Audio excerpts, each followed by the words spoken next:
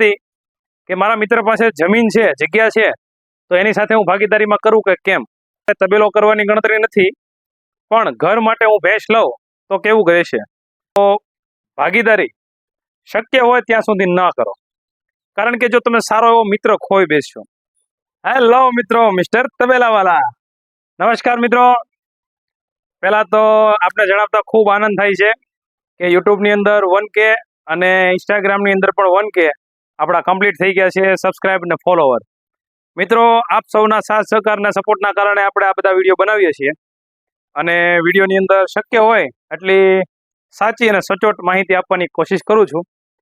આપ આવી જ રીતે કમેન્ટ કરતા રહેજો, અમને જણાવતા રહેજો, પ્રશ્ન પૂછતા રહેજો, જેથી કરીને બીજા મિત્રોને પણ આ આપણા જે માહિતી છે એનો લાભ મળતો રહે. મિત્રો, આજમાં વાત કરવાની છે એવી 2 કમેન્ટની. જોકે એ 2 કમેન્ટ 2-4 વ્યક્તિઓએ કરી એટલે પછી એમ થયું કે એની ઉપર આપણે વિડીયો પહેલા બનાવી લઈએ. મિત્રો, એક મિત્રની કમેન્ટ હતી કે મારા મિત્ર પાસે જમીન છે, જગ્યા છે, તો એની સાથે હું ભાગીદારીમાં કરું કે કેમ. અને બીજા 1-2 મિત્રોની એવી કમેન્ટ હતી કે મારે તબેલો કરવાની ગણતરી નથી, પણ ઘર માટે હું ભેંસ લઉં તો કેવું રહેશે. ચાલો મિત્રો, તો આ બંને આપણે કમેન્ટ ઉપર વાત કરીએ. તો પહેલી વાત કરીએ તો જમીન જે મિત્ર પાસે છે અને તમે જેની સાથે ભાગીદારી કરવા માંગો છો, મારી પહેલી સલાહ એવી રહેશે, મારા આટલા અનુભવની તમને જે વાત કરું, તો ભાગીદારી શક્ય હોય ત્યાં સુધી ન કરો, કારણ કે જો તમે સારો એવો મિત્ર ખોઈ બેસશો. ભાગીદારીની, નફાની, ધંધાની વાત તો એક બાજુ રહી, પછી તમારે વધારે બનતું હોય અથવા તમારે એક સાહસ કરવો હોય અથવા તો તમારો મનમેળ હોય અને કરો તો એ તમારી અનુકૂળતા. પણ ભાગીદારી કરવા કરતાં મારી ગણતરી એવી રહેશે કે તમે ભલે થોડું મોડું કરો, પણ પોતાનું કરો. પોતાનું કરવામાં ફાયદો કેવો થાય, ભલે પહેલા પગથિયાથી શરૂઆત કરવી પડે, ભલે તમારી પાસે જમીન જગ્યા નથી, વેચાતી નીણ લાવીને કરવી પડે, પણ જે કાંઈ કરશો તે તમારો નિર્ણય પોતાનો રહેશે. જે કાંઈ પણ તમે કરશો એ તમારો પોતાનો અનુભવ રહેશે અને એની અંદર નુકસાની જાય અથવા તમે પછી ન ફાવતા બંધ કરી દો તો પણ નિર્ણય પણ તમારો પોતાનો રહેશે. જ્યારે ભાગીદારીની અંદર કેવું થાય કે શરૂઆતમાં બહુ મજા આવે, વચ્ચે આવતા થોડુંક ગડબડ થાય અને છેલ્લે અંતે પછી 2 ભાગ પડે. વધુ ભાગે આ જ જોવા મળે છે. વાત રહી બીજી કમેન્ટની, તો જે પણ વ્યક્તિ તબેલો કરવા નથી માંગતા અને એવું ઈચ્છતા હોય કે હું ઘરે ભેંસ લાવું અને શરૂઆત કરું તો કેવું રહેશે, તો એ મિત્રને બધાને જણાવવાનું ખાસ કે તમે એક સારી એવી ભેંસની ખરીદી કરો છો. ઘરે પૈસા પીડ્યા ડબલ નથી થવાના અને એ પૈસાની તમે કદાચ ને ભેંસ લાવો છો અથવા તમે થોડું ઘણું મેળ કરીને પણ એક ભેંસની ખરીદી કરો છો, તો સારી એવી બ્રીડ, સારી ક્વોલિટીની પહેલી વખત ખરીદી કરતા હોવ ત્યારે 5 વ્યક્તિઓને પૂછજો, ભલે થોડીક વાર લાગે, પણ સારી ક્વોલિટીની એક ભેંસ લાવજો. અને એમાં તમને કેવું થાય છે એ તમને જણાવું કે એક તો તમારે ઘરનું દૂધાણું થઈ જશે. ઘરે સૌ, જો તમારા બાળકો હોય, બુઝુર્ગ હોય, તો એમને દૂધ ઘરનું ખાવા મળશે.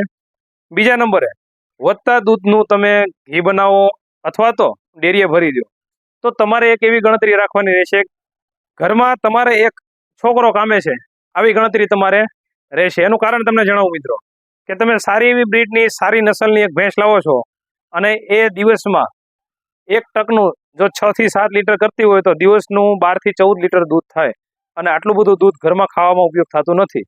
વધારાનું દૂધ તમે ડેરીમાં ભરો છો તો તમારા ખાણ ખોળના નીકળી જાય છે, નિરણના નીકળી જાય છે અને છતાં ઉપર જતા તમને થોડો ઘણો નફો પણ નીકળે છે.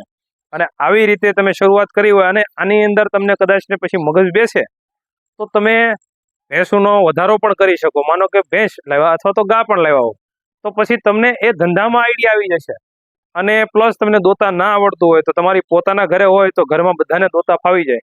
પછી ભવિષ્યમાં એવું પણ બની શકે કે તમે ઘરનો તબેલો કરવાની ઈચ્છા દર્શાવો અને એમાં તમે સફળ પણ જાઓ અને તમને નફા નુકસાની વિશે પણ આની અંદર જાણકારી મળે. એટલે મિત્રો, જો આપ ભાગીદારી કરવા માંગતા હો તો મારી પહેલી સલાહ, જરૂરથી એકવાર વિચાર કરજો. એકવાર નહીં, મારી ગણતરી છે 100 વાર વિચાર કરજો અને 100 વાર વિચાર કર્યા બાદ એકવાર તમને અનુકૂળ લાગે તો ટ્રાય કરજો. અને બીજું કે ઘરેથી શરૂઆત હંમેશા સારી હોય છે, કેમ કે ઘરેથી શરૂઆતનો મતલબ એમ છે કે ઘરનો તમને સપોર્ટ. અને મિત્રો, જે ધંધાની અંદર, જે કોઈ પણ બિઝનેસની અંદર તમને ઘરનો સપોર્ટ મળે છે એમાં સફળતા 100% મળે છે. અને આ મારો પોતાનો અનુભવ છે, કારણ કે આ વિષય મારો નહોતો, છતાં પણ આ વિષયની અંદર હું અત્યારે કામ કરી રહ્યો છું. આપ મારી પાછળ જોઈ રહ્યા છો, આપણા બધા વિડીયોમાં પણ આપણે જોયું છે કે મારી પાસે કેટલી ગાય અને કેટલી ભેંસ, કેટલા માલ ઢોર છે. અને હાલ અત્યારે આપણે બીજા શેડનું પણ નિર્માણ કરી રહ્યા છીએ, એટલે કે અત્યારે આ આખો શેડ આપણો પશુઓનો ભરેલો છે અને હવે બીજો શેડ તૈયાર કરીને ત્યાં આપણે પશુઓ લાવવાના છીએ, પશુઓ વધારવાના છીએ. મિત્રો, આપ સૌને આ મારી માહિતી કેવી લાગી કમેન્ટ કરીને જરૂર જણાવજો. અને આપના મનમાં પ્રશ્ન ઉઠતા હોય તો એ પ્રશ્નનો હલ લાવવાની પૂરેપૂરી કોશિશ કરશું. અને સાથે સાથે એક કમેન્ટ પણ હતી, જાતા જાતા જણાવી દઉં કે ઘણા મિત્રો એવું કીધું કે અમારે ભાવ આવતા નથી. તો મિત્રો, પહેલી વાત તો એ કે કોઈ અમુક એવા ગામ હોય છે રેર કેસમાં કે જ્યાં એક જ ડેરી હોય અને પછી બીજે ક્યાંય આગે ઊંધી ડેરી હોતી નથી. એવા કારણોથી આ પ્રોબ્લેમ રહી છે. પણ એવું જ્યારે થતું હોય ત્યારે સરકારી ડેરીમાં ભરવાનું રાખો, અથવા તો એ દૂધનો નિકાલ ભલે થોડું દૂર જવું પડે પણ મોટા ગામની અંદર અથવા સિટીની અંદર ડેરીની અંદર આપશો તો જરૂરથી તમારે ભાવ આવશે.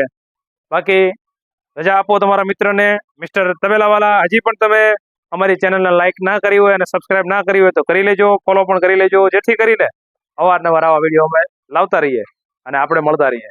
ચાલો મળીએ, બાય.